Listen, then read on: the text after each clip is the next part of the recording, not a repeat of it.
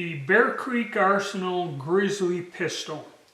It's my first thoughts on it after shooting it. I bought this pistol not because it was in the bargain basement, discounted, marked down category. This was the most expensive one out of the group.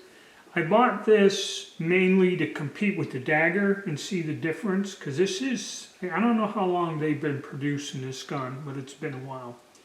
And this is the 102, the compact model based on the Glock 19, which most of these pistols we're testing are a Glock 19 size pistol. So I did the standard test. I fired the 3 different types of ammo like I had with all the rest of them, and the gun functioned flawlessly, not a single problem. And surprisingly, all the guns, the 5 guns, even though one, the Caltech, isn't a Glock clone, all of these guns functioned great. And they're all striker fired guns, which in the past I had issues. So either the ammunition quality has gotten better, or the designers have worked on a way of making these pistols function more reliably.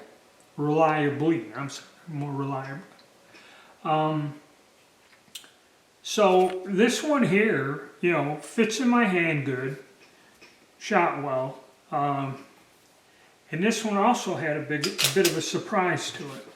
Now, there's 2 things I kind of don't like about this pistol. All right, drop that out. One of them is this slide release. I can't get it. All the other ones have like an extended Glock slide release.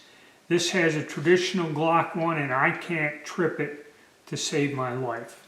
Okay, so if I was going to do something with this pistol, I would put an extended slide release in. They say that Glock parts fit in there, so maybe, maybe not. Also, the second thing is it has photoluminescence dots on the sights, which this is cool if you charge it and then have to go out at night and shoot at something, a pest, vermin, whatever. That's great, but in the daytime, they kind of really don't do nothing for me. I like the ones with the fiber optic true glow or whatever sights. Those I like better, or just the plain 3 white dots than this.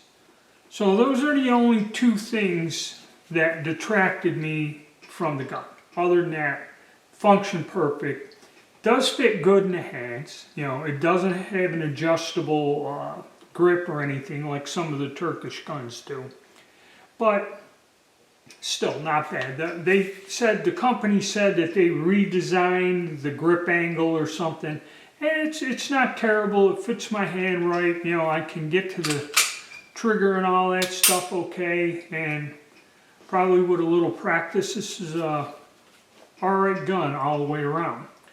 Now, the strange thing about them is they price them all the same. The large size, this compact size, and depending your features, like I got a threaded barrel. Why did I get the threaded barrel? Well, because that's usually you're charged extra, and you're all, whether you got a plain barrel, threaded barrel, anodized barrel, or whatever, they're all the same price, $295. So you might as well get some extra features, for a resale. And this one also is set for a optic sight. It got slide cutout. And it got the fancy cutouts, which are like an extra add-on. The Shadow does too. And those were always, these cutout slides is always an extra option, costs you more money. So in terms of that, it's okay. Now, the big thing is magazines. And I'm doing a video on it, on the magazines. Alright, this came with 2 of the magazines, KCI, which are a Korean-made magazine, and one guy put in a comment that, you should swap them out for something a little better. Well, they work, they work. and they drop free. Again with that slide stop. And they do drop free. I've tested them loaded. They drop free. So these are great.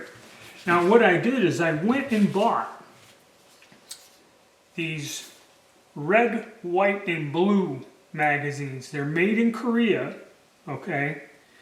They were like $9 a piece when I bought a 5-pack. And the only problem is they either get stuck up in the mag wells, don't fit, don't want to go in at all, or when you do use them, they do function. When you hit the magazine release, they will not drop free. Actually, they stick so bad you would have to actually have the slide back, press the mag release, and push it down with your finger to get it out of the gun. Okay? So, I had a problem with these. I bought them and I said, man, I'm stuck with these crappy magazines. They only fit in my Polymer 80 Glock build. They'll go up in there. I did a video where I shot them in this gun. Well, if you look at my overview and first shots with this, I loaded 4 magazines up with 10 rounds. And I went through all 4 of them. They went in, locked in place, fine. Fired the gun, and then when I was done, they all dropped free. Which, you know, they don't do this in every gun. So that's kind of a bonus. I can use these magazines, which I thought were going to just sit on a shelf till the end of time. I'm going to replace and keep these magazines with this pistol now. So now I got a pistol I can use them in. So it is an interesting gun. It is a little bit different than the others.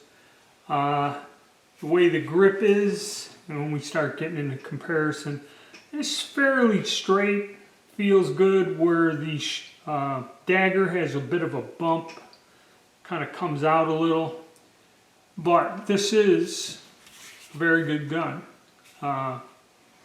So far so good, no problems with it. And then when I do more testing and run it against, probably I'm going to try to shoot this next to the dagger and see which one is there. And like I said, all of these guns have a little tiny something about them, you know. These are the sights and a slide release, which ain't bad. Getting an extended slide release and putting it on there is not that difficult of a thing to do. But other than that, that's about it for now. Alright guys, hit the like button, subscribe, and if you get a chance, go to Bear Creek Arsenal and check out these guns online. Alright, thank you.